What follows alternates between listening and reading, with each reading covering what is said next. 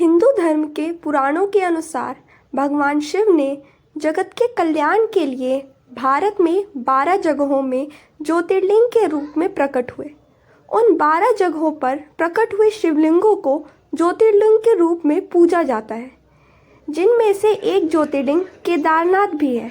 केदारनाथ धाम 4 धामों और पंच केदार में से एक है। पंच केदार में केदारनाथ, रुद्रनाथ, तुंगनाथ, कल्पेश्वर और मद्धेश्वर है। इस वीडियो में हम केदारनाथ धाम के इतिहास के बारे में जानेंगे, इसलिए वीडियो के अंत तक बने रहे। इसी तरह की और वीडियो के लिए इस वीडियो को लाइक करें और हमारे चैनल को सब्सक्राइब कर लें। केदारनाथ धाम मंदिर भारत के उत्तराखंड राज्य के रुद्रप्रयाग जिले में स्थित है। उत्तराखंड में हिमालय पर्वत में स्थित केदारनाथ धाम के कपाट श्रद्धालुओं के लिए 6 माह तक खुले रहते हैं और सर्दियों में भारी बर्फबारी के कारण यहां आने का रास्ता बंद हो जाता है। यहां हर साल लाखों की संख्या में श्रद्धालु आते हैं। इस धाम के प्रति लोगों के मन में अटूट आस्था और श्रद्धा है। केदारनाथ मंदिर के इतिहास से जुड़ी कई थ्योरीज दी गई है।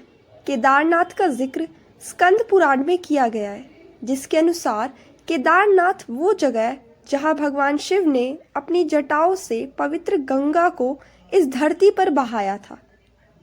केदारनाथ मंदिर के इतिहास से जुड़ी एक बहुत प्रसिद्ध थ्योरी है, जिसके अनुसार कहा जाता है कि महाभारत के युद्ध के बाद सभी पांडव भगवान शिव से मिलकर सभी कौरव भाइयों को मारने के लिए उनसे माफ़ी मांगना चाहते थे, लेकिन भगवान शिव उनसे नहीं मिलना चाहते थे, इसलिए वे गुप्त काशी में छिप गए थे।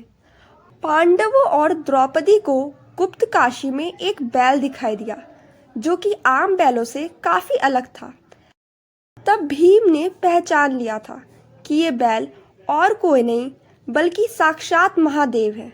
तब भीम ने उस बैल को पकड़ने की बहुत कोशिश की।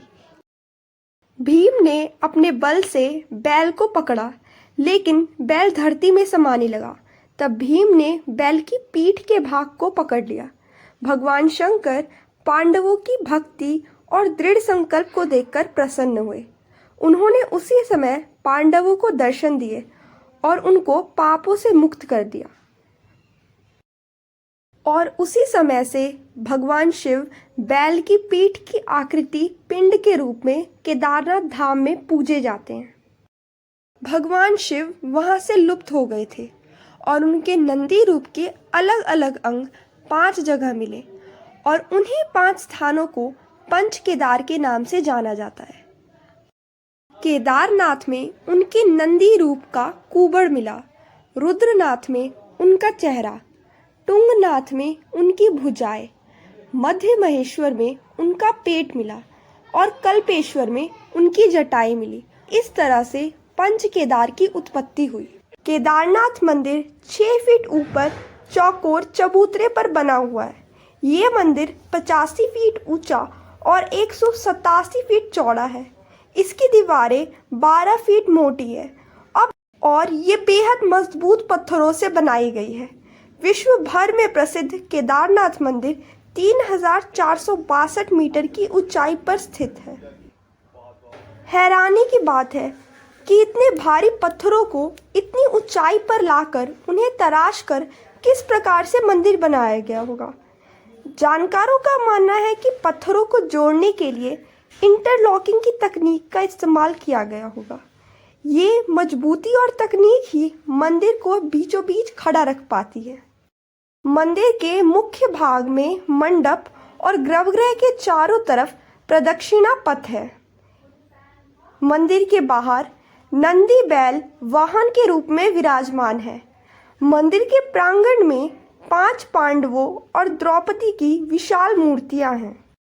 मंदिर के गर्भगृह में नुकीले चट्टान भगवान शिव के सदाशिव रूप में पूजे जाते हैं। केदारनाथ जी का मंदिर लोगों के लिए सुबह 6 बजे खुलता है और दोपहर 3 से 5 बजे तक यहाँ विशेष पूजा होती है। उसके बाद विश्राम के लिए मंदिर बंद कर दिया जाता है और फिर शाम को भक्तों के लिए मंदिर खोल दिया जाता है।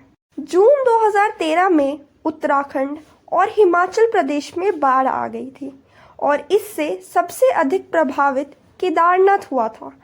आसपास में बने होटल और धर्मशाला सब इस बाढ़ में बह गए थे, लेकिन केदारनाथ मंदिर का मुख्य हिस्सा और सदियों पुराना गुंबद आज तक सुरक्षित है। इतने बड़े आपदा के बाद भी मंदिर का सुरक्षित खड़े रहना अपने आप में चमत्कार लगता है। बाढ़ और भूस्खलन के बाद बड़ी बड़ी चट्टानें मंदिर के पास आने लगी और वहीं रुक गई, लेकिन उसी में से एक चट्टान आई जो मंदिर का कवच बन गई। इस चट्टान की वजह से मंदिर को थोड़ा सा भी नुकसान नहीं हुआ, जिसके बाद इस चट्टान को भीमशिला का नाम दिया गया।